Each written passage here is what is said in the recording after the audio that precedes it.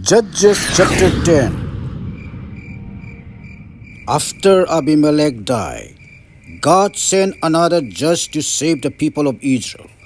That man's name was Tola. Tola was the son of a man named Pua. Pua was the son of a man named Dodo. Tola was from the family group of Issachar. Tola lived in the city of Samir. The city of Samir was in the hill country of Ephraim. Tola was a judge for the people of Israel for 23 years. Then Tola died and was buried in the city of Samir. After Tola died, another judge was sent by God. That man's name was Jair. Jair lived in the area of Gil. Jair was a judge for the people of Israel for 22 years. Jair had 30 sons. Those 30 sons rode 30 donkeys. Those 30 sons controlled 30 towns in the area of Gil. Those towns are called the towns of Jair to his very day. Jair died and was buried in the city of Kamon. Again, the people of Israel did things the Lord said are evil. They began to worship the false gods Baal and the Ashtoreth. They also worshipped the gods of the people of Aram, the gods of the people of Sidon, the gods of the people of Moab, the gods of the people of Ammon, and the gods of the Philistine people. The people of Israel left the Lord and stopped serving him. So the Lord became very angry with the people of Israel. The Lord allowed the Philistine people and the Ammonite people to defeat them. In that same year, those people destroyed the people of Israel that live on the east side of the Jordan River, in the area of Gil, that is the land where the Amorite people had lived. Those people of Israel suffered for 18 years. The Ammonite people then went across the Jordan River. They went to fight against the people of Judah, Benjamin, and Ephraim. The Ammonite people brought many troubles to the people of Israel. So the people of Israel cried to the Lord for help. They said, God, we have sinned against you. We left our God and worshiped the false god Baal. The Lord answered the people of Israel, You cried to me when the people of Egypt, the Amorite people, the Ammonite people, and the Philistine people heard you. I saved you from these people. You cried to me when the people of Sidon, the Amalekite people, and the Midianite people heard you. I also saved you from those people. But you left me and started worshipping other gods. So I refuse to save you again. You like worshipping those gods. So go, call to them for help. Let those gods save you when you are in trouble. But the people of Israel said to the Lord, We have sinned. Do whatever you want to do to us, but please save us today. Then the people of Israel threw away the foreign gods. They started worshipping the Lord again. So the Lord felt sorry for them when he saw them suffering. The Ammonite people gathered together for war. Their camp was in the area of Gil. The people of Israel gathered together. Their camp was at the city of Mizpah. The leaders of the people living in the area of Gil said, Whoever leads us in the attack against the people of Ammon will become the head of all the people living in Gil. Judges chapter 11. Jephthah was from the family group of Gil. He was a strong soldier. But Jephthah was the son of a prostitute. His father was a man named Gil. Gil's wife had several sons. When those sons grew up, they did not like Jephthah. Those sons forced Jephthah to leave his hometown. They said to him, "You will not get any of our father's property. You are the son of another woman." So Jephthah went away because of his brothers. He lived in the land of Tob. In the land of Tob, some rough men began to follow Jephthah. After a time, the Amorite people fought with the people of Israel. The Ammonite people were fighting against Israel. So the elders, leaders in the guild went to Jephthah. They wanted Jephthah to leave the land of Tob and come back to Gil. The elders said to Jephthah, "Come and be our leader, so that we can fight the Amorite people." But Jephthah said to the elders, leaders of the land of Gil, "You forced me to leave my father's house. You hate me, so why are you coming to me now that you are having trouble?" The elders, leaders from the guilds, said to Jephthah, "That is the reason that we have come to you now. Please come with us and fight against the Amorite people. You will be the commander over all the people living in Gil." Then Jephthah said to the elders, leaders from Gil, "If you want me to come back to Gil and fight the Amorite people, fine.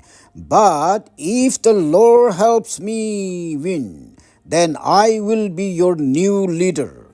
The elders, leaders from the Gil, said to Jephthah, "The Lord is listening to everything we are saying, and we promise to do all that you tell us to do." So Jephthah went with the elders, leaders from Gil. Those people made Jephthah their leader and their commander. Jephthah repeated all of his words in front of the Lord and the city of Mizpah. Jephthah sent messengers to the king of the Ammonite people. The messengers gave to the king this message: "What is the problem between the Ammonite people and the people of Israel? Why have you come to fight in our land?" The king of the Ammonite people said to the messengers of Jephthah, "We are fighting Israel because the people of Israel took our land. When they came up from Egypt, they took our land from the Arnon River to the Jabbok River to the Jordan River. Now tell the people of Israel to give our land back to us in peace." So the messengers of Jephthah took this message back to Jephthah. Then Jephthah sent the messengers to the king of the Ammonite people again. They took this message. "This is what Jephthah says: Israel did not take the land of the people of Moab or the land of the people of Ammon. When the people of Israel came out of the land of Egypt, the people of Israel went into the desert. The people of Israel went to the Red Sea. Then they went to Kadesh. The people of Israel sent messengers to the king of Edom. The messengers asked for a favor. They said, "Let the people of Israel cross through your land." But the king of Edom did not let us go through their land. We also sent the same message to the king of Moab. But the king of Moab would not let us go through his land either. So the people of Israel stayed in Kadesh. Then the people of Israel went through the desert and around the edges of the land of Edom and the land of Moab. The people of Israel traveled east of the land of Moab. They made their camp on the other side of the Arnon River. They did not cross the border of the land of Moab. Then the people of Israel sent messengers to Sihon, the king of the Amorite people. Sihon was the king of the city of Heshbon. The messengers asked Sihon, "Let the people of Israel pass through your land. We want to go to our land." But Sihon, the king of the Amorite people, would not let the people of Israel cross his borders. Sihon gathered all his people and made a camp at Jahaz. Then the Amorite people fought with the people of Israel. But the Lord, the God of Israel, helped the people of Israel to defeat Sihon and his army. So the land of the Amorite people became the property of the people of Israel. So the people of Israel got all of the land of the Amorite people. That land went from the Arnon River to the Jabbok River. That land also went from the desert to the Jordan River. It was the Lord, the God of Israel, who forced the Amorite people to leave their land, and the Lord gave the land to the people of Israel. Do you think you can make the people of Israel leave this land? Surely you can live in the land whose camels your God has given to you. So we will live in the land that the Lord our God has given to us. Are you any better than Balak son of Zippor? He was the king of the land of Moab. Did he argue with the people of Israel? Did he actually fight with the people of Israel? The people of Israel have lived in the city of Heshbon and the towns around it for 300 years. The people of Israel have lived in the city of Aroel and the towns around it for 300 years. The people of Israel have lived in all of the cities along the side of the Arnon River for 300 years. Why have you not tried to take these cities in all that time? The people of Israel have not sinned against you, but you are doing a very bad things against the people of Israel. May the Lord, the true judge, decide whether the people of Israel are right or the Ammonite people. The king of the Ammonite people refused to listen to this message from Jephthah. Then the Spirit of the Lord came on Jephthah. Jephthah passed through the area of Gil and Manasseh. He went to the city of Mizpah in Gil. From the city of Mizpah in Gil, Jephthah passed through to the land of the Ammonite people. Jephthah made a promise to the Lord. He said, "If you will let me defeat the Ammonite people, I will give you the first thing that comes out of my house when I come back from the victory.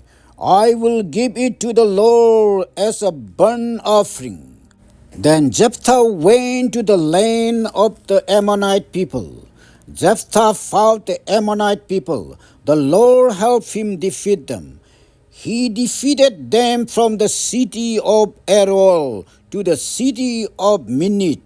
Jephthah captured 20 cities. Then he fought the Ammonite people to the city of Abel Karamim.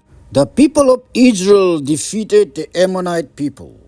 It was a very great defeat for the Ammonite people. Jephthah went back to Mizpah. Jephthah went to his house, and his daughter came out of the house to meet him. She was playing a tambourine and dancing. She was his only daughter. Jephthah loved her very much. Jephthah did not have any other sons or daughters.